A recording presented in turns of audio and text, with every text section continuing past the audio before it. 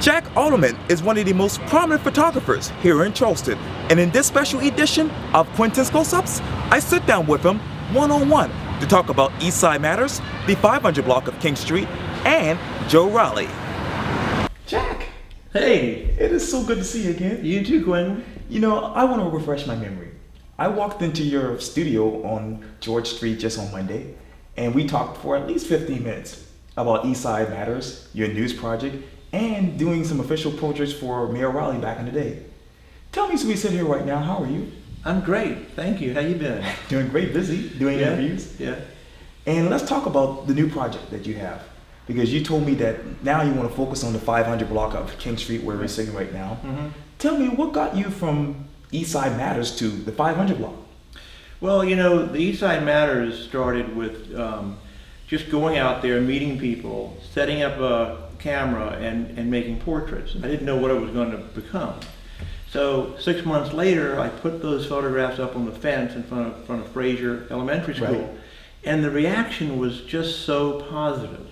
And I'm still hearing about it today. You know, folks are coming up to me and they're missing it. We took it down a couple of weeks ago, and I went by there too, and I saw the empty fence, and it just looked naked. You know, I'm really thinking also about continuing that project based on people just wanting me to. You know, so King Street has always been on my mind. For the last few years, I've tried to focus on the people of King Street.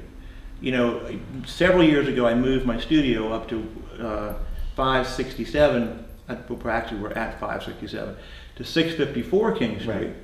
And then, you know, the bridge was coming down, the new one was going up. So, you know, there wasn't much change happening on the street, on the businesses at that time. So, but there were so many characters, there were so many wonderful people that were, you know, you could tell they were about to change. The whole place was about to change. We just didn't know when. And then the recession hit, and that slowed it down. But now it's booming. You know, everywhere around here, you see cranes and pile drivers. You can hear it, you can see it, and restaurants are opening up. Everything's just changing. So I've come back to that idea of talking to people on the 500 block, focusing on a smaller part of King Street rather than the whole thing. So the 500 block starts at about Bluestein's Menswear, and then goes up to Spring Street. And there are wonderful places along this part of the street. You know, Reed Brothers at the high end of it, and then Bluestein's at the lower side, and then in between you've got Reeves Shoe Repair, and you've got Old Taylor's Pawn Shop and George's Pawn Shop. You know, there are, and many more. So I've been walking around talking to folks and asking them if they would come into this sort of pop-up studio here at 567 King Street and let me take a portrait of them. So it's starting to happen, and ultimately it would be a portfolio of all these people, the ones that have been here a long time, the ones that have been here a short period of time, and the ones that are just arriving. And maybe that will paint a portrait of this particular time and what's going on. So that's what I'd like to do. And then eventually it will be an exhibit somewhere up here, perhaps around Piccolo's Plato this year of 2016. And where it will be is a mystery, because we don't know what's going to be up here then. So like the one on Columbus Street, perhaps it'll be on the street. If I can find a fence. And you know, when we were talking on Monday, you basically said that the people who were portrayed in the Eastside Matters didn't know each other, but now they feel like they're in a club after those photos have been taken. That's the best part of the whole story. You know, these are people that just walked by when I was taking pictures. I had a little pop-up tent, and they were curious, and they said, "What are you doing?" And I said, I'm photographing people that live on the east side. Do you live on the east side? And if they said yes, I said, well, I invited them to have their picture taken, and I promised them a copy of it. So, but there was no continuity other than the fact that they lived there. At the end, you know, you find that not everybody up there, just because they're in this fairly large neighborhood, even, you know, they know each other by face. They've never really spoken.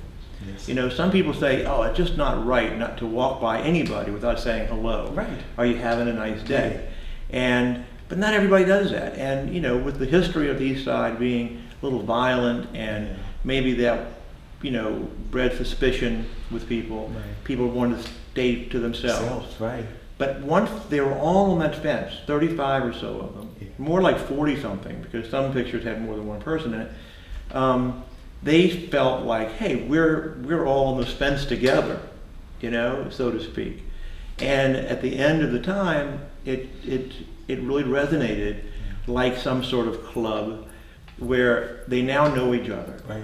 And when they see each other now on the street, they are always saying hello. They're always saying, hey, how you doing? I saw you on the fence. What happened to your picture? Or whatever. Yeah. So. And one person in mind that you talked to me about was the guy from, I forgot the name of the country, but he was very unique in your mind. Yeah. One of the fellows, his name was Khalid. Right. And he was really from an East, he's from, he was from Russia. Right. And, you know, he's a great big guy, and he's charming as can be. And he actually came to the United States in the late 90s. Wow. Didn't speak any English. Wow. So he really felt alienated. Wow. You know, people would not know what he was saying. So eventually he learned enough English, and he spent a lot of time on the East Side. He bought a house over there. That's good. That he's restoring even now. Oh. He met his wife, they're married, she's an attorney, and so he has a tremendous amount of skills to build this place. And he's a very intelligent, very interesting man. Yeah. So to this day, we're friends now, and he was very involved with that. And he's the one that really brought up the fact that people were starting to be friendlier because of this common project. Right. And so he said, listen, let's do it again and again. Yes, so yes. We'll see. Somebody who also is charming is Mayor Joe Rowley. We talked about you actually creating an official portrait for him when he was mayor. Yeah. Now he's leaving after really after 40 years on January 11th. When you think of Mayor Joe Rowley, what goes to your mind, Jack? I think of a man who has just brought about so much change to this city. You know, I really started my business about the same time, Right. in the late 70s. Right. And so I've never known really any other mayor, but you know, through his administration, all 40 years of it, we have seen all of this. You know, I mean, the good or the bad. Right. You know, you take it as maybe too much, too fast right now. Right. But this was his vision, and he realized this dream really in his lifetime during these 40 years. I think the world of Joe Riley. I think he's one of the nicest people I've ever met, mayor or no mayor, you know. And so all these years I've always had some interaction with him. Right. And every so often he'd come up to my studio for his official portrait, so they'd use for PR and what have you. And you know, he'd always pose for me in his suit, and it was just, the only difference was the color of his hair changed a little bit over the years, right? So one time though, he came up and I said, you know, he's coming up again, and maybe I should get something less formal. Right. So I asked him, I said, Joe, bring whatever it is that you were wearing on Sunday afternoon at your house. And you know, he lives right downtown, Right. Not far from where I live. Right. And he said, okay, well, I just, you know, hang out in a short sleeve shirt and, you know, khaki pants. I said, perfect. So he comes in wearing that, and he's got his suit on a hanger. So he put that away, and I just sat him down in front of the studio wall. Right. And he just sort of took on a very casual pose and looked at me, and there he was with his short sleeve shirt, just, you know, looking at me, very unofficial, Right. very relaxed. That's good. And it was just like, you know, this is the real, Joe you know, Rowley. after hour guy, Yeah. you know. And but he's not a formal person anyway. Yeah. You know what I mean? Right. He's such a outgoing, friendly man that that's why people like him so much. Yeah. We know that you have done East Sides Matter. We know that you have done the 500 block. So what's next for Jack Altman? Well, you know, I just finished a book that is called My City Charleston. I'm very, very proud of that. That's good to hear.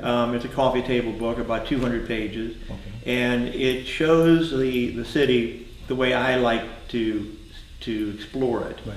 And often that is on a bucket truck, like a cable man van. Yeah. And that would lift me up 30, 35 feet in the air. So with that, I'm able to get up early in the morning, even before the sun comes up, and knowing the city as well as I do, downtown especially, I kind of visualize, even the day before, based on the weather forecast, where I need to be. And I can picture perhaps, what I might see once I get up on a level that no one's ever seen before. And so that's what this book really shows. And interestingly, the story of Joe Riley, sort of intertwines here, because back in the day when I first bought that bucket truck, this was 2008, he came into the studio for that very portrait. Right. And as he was leaving, he saw a picture on the wall that was an impossible angle. And he said, "Jack, how did you get that picture?" Right. Because as a kid, he used to love to go up on rooftops and all that kind of thing too. He said, "Well, I've got a bucket truck and I'm cruising the city taking pictures." He said, "Really?" He said, "Well, I'm going to have to send something to you to give you a hand with that." So the next morning, I get a courier comes by with a letter from Joe Riley's office and signed his name, and it was a parking permit, a very special parking permit, and it said, "This is to allow Jack Alterman to park his bucket truck anywhere he wants, as long as he's photographing our city." Right. And I kept that with me in the glove box. It came in handy more than once. Yeah, I know. And because, I didn't want to look like a peeping Tom at 6 o'clock in the morning, 7 in the morning. So, I inscribed a book to him when it came out, My City Charleston, which, by the way, he wrote the foreword to. So he wrote a beautiful, foreword to the book. And when I signed it to him, it was like, this whole book is your fault, because you gave me permission to fly around the city in this bucket truck, my magic chariot, my carpet. That is so good to hear. Yeah. Well, Jack Altman, thank you so much for your time. Welcome. I really appreciate this. Absolutely. Yeah, let's do this again. Okay. Yeah. Anytime. Okay. Thank you very much. Thank you. Okay.